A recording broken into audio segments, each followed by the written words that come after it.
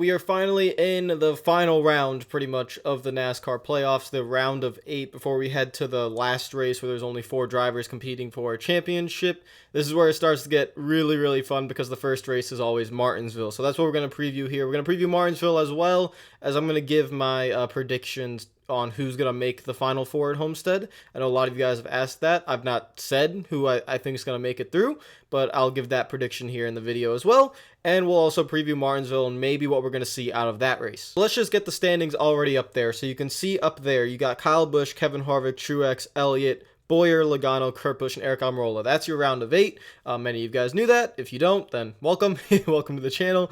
That's your round of 8. And those are the playoff points already incorporated with that. So the top 4 have the most playoff points with Kyle Busch, Kevin Harvick, Truex, and Chase Elliott. Chase Elliott is the lone Chevy. There's 5 Fords in the round of 8 and 2 Toyotas. We'll start off by giving my honest prediction on who I think will make the Final Four. So before we get to Martinsville, who's going to be able to maybe win Martinsville, then go to Texas, get a good race there, or win Texas, or even win Phoenix, or who's just going to be consistent enough? Who's going to make it to the round of 4 and the final championship race at Homestead? I think it's pretty simple. I think the top 4 that you see there are going to be the top 4 that make it a Homestead. I'm not going to pull any wild cards or anything like that. I think Aric Almirola has a shot at Texas. I think that's probably where his best chance at a win will come, but I don't think he'll be able to get it done. And the reason why I say the top 4 is because I think Chase Elliott will win at Martinsville. He's been pretty close in his career at winning at Martinsville last year, obviously, with the whole incident with Denny Hamlin that cost him a chance to go to the Final Four. And Martinsville is still a track where the driver matters a ton, and it really does matter how you drive that track, how you take care of your rear tires. Mechanical grip is always number 1. It's why it's a lot of drivers and fans' favorite track, which is Martinsville. So I think Chase Elliott will win at Martinsville. That'll give him 2 wins in a row, and that's 3 wins in the playoffs, so he'd be riding a pretty good hot streak. So that's my pick there. So I think he's good to Homestead, and then from that point on, I just don't think one of the 5 or the 4 guys below the cut line will be able to win to knock off Truex, Harvick, or Kyle Busch. I actually am picking Kevin Harvick to win at Phoenix, and I'm picking Kyle Busch to win at Texas, and I think Truex gets in through points. So I think that's really the scenario there. I think Elliott, Harvick, and Busch will be your winners, and then go to Homestead, and then I'll predict that later. But that's what I think it's gonna be. I think Truex will not stumble like he did in the last round, mainly because that was a Roval in Talladega, so it was pretty easy to stumble. Remember, he could have easily won the Roval. He got wrecked on the final lap. So I don't think there's gonna be many surprises here. I really don't. Maybe Clint Bowyer has a good shot at Martinsville. He did win in the spring this year. I just don't see it. I mean, the SHR cars are great. Trust me, I get it. I don't see Bowyer or Almirola winning one of the next 3 races. I think their best shot is Martinsville, but I think Chase Elliott will have a better shot than them to win. So if they do win at Martinsville, though, then damn, good job. But that's just my prediction. Obviously, NASCAR is incredibly hard to predict, but it's just my prediction. So on to Martinsville. I already told you who I think is going to win. It's going to be Chase Elliott, but it's going to be an interesting race. The race is going to have pretty cool weather with only a high of 62 degrees. It's going to be starting around 3 o'clock, maybe, with cautions, red flags, whatever, etc. You never know. Maybe it could finish at night again. And trust me, I love a night race at Martinsville. One of these days, the track will get a night race. I don't know when that will be, but when there is a night race at Martinsville, I will be there.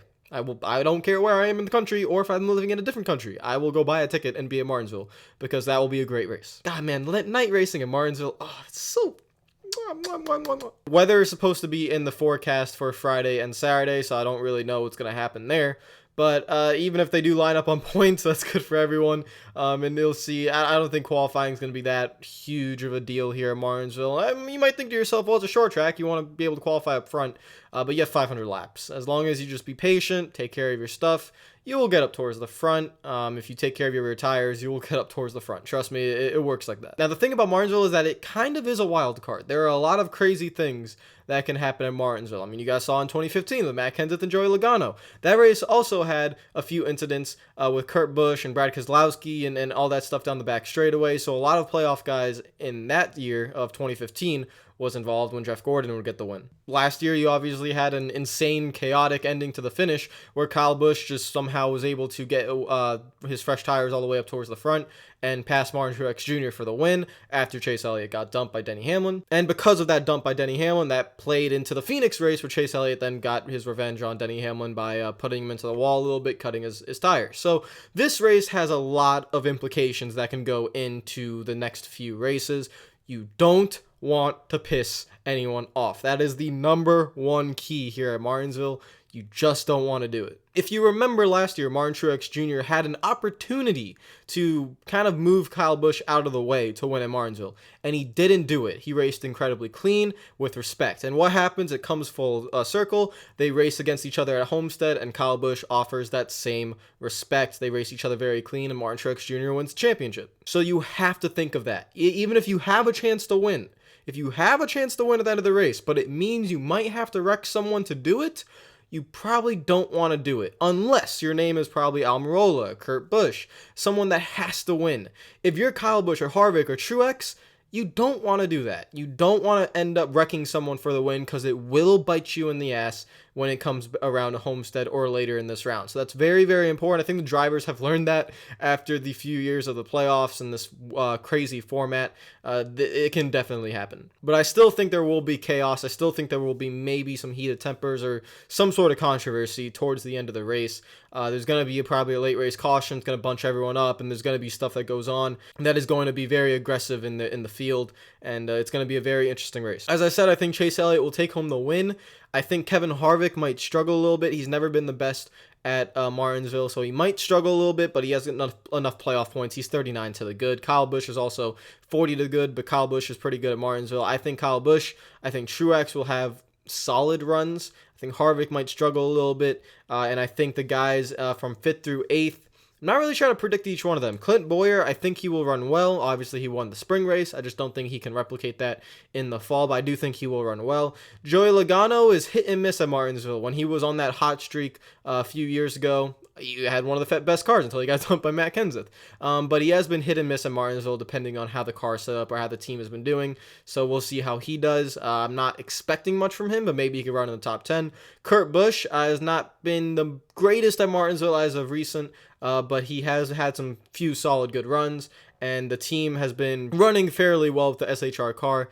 Eric Almirola is the big question mark for me. I don't really know how he's going to run here at Martinsville, but we'll see what he can do. It probably will be one of his toughest tests, but if he's a good short track racer, if he has a good car underneath him, it's going to be very important. So like I said, it is a driver's track, but a huge thing is the team being able to give the driver the mechanical grip needed in the rear to get off turn 2 and turn 4 to get the drive off. It's the most important factor at Martinsville. It's always getting the drive off and maintaining that drive off long into a run. That's why Clint Bowyer won in the spring, and that's why a lot of guys who win at Martinsville end up winning the races. Matt Kenseth talked about this in 2013, I think it was, when Gordon passed him on a long run, and Kenseth learned from that. It's just you have to maintain those rear tires. You have to learn to drive the track in a proper way that you don't burn the rear tires. Even if you try not burning the rear tires, you still end up burning the rear tires. There's a technique to it, and a lot of these guys are learning that, and it's going to be very important to maintain the long run speed in your car. And it should be a good race. You're going to have 125 laps for stage 1 and stage 2. Points will matter if any of the top 3 are having issues. If Truex, Harvick, or Busch have any sort of issues at all that prevent them from getting stage points, then it is Chase Elliott, Clint Bowyer, Joey Logano, Kurt Busch, and Eric Almirola's job to make up for that and make up on the stage points and basically eliminating the gap that those guys have with the playoff points. I don't think that will happen, but if it does, it's very, very important to get the stage points and see what they could just make up the gap going into Texas and Phoenix. So that was the Martinsville race preview. Like I said, my pick is Chase Elliott. I want you guys to comment down below. Who do you think will win? I think Chase Elliott might be a popular pick, but do you think Kyle Busch might be able to win and make it 2 in a row in the fall race? Do you think Clint Bowyer can sweep Martinsville this year? Do you think Eric Almirola, I mean, he should have won at Dover, ended up winning at Talladega, had a pretty good car at Kansas? Do you think Eric Almirola can win? Or will it be one of the sleepers like Logano or Kurt Busch that's kind of been going under the radar this entire playoff round? Can they get something done? So it's going to be very interesting. Can Martin Truex Jr. bounce back from his difficult round, to say the least?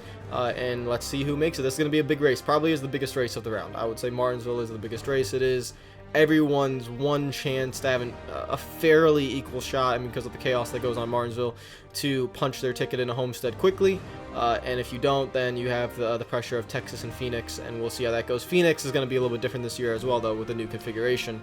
A lot of people might not know how that track is going to race with the start-finish line being completely different. So it's going to be very interesting. If you like the video, make sure to like button. If you're new to the channel, make sure you subscribe. Comment down below. Like I said, I want your guys' opinions on everything. And enjoy the race on Sunday. It's going to be one heck of a cracker of a race, to say the least. And I'll see you guys later for the race review. Peace out.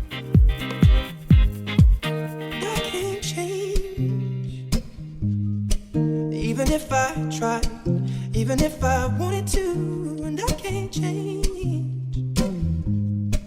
Even if I tried, my love, she keeps me warm.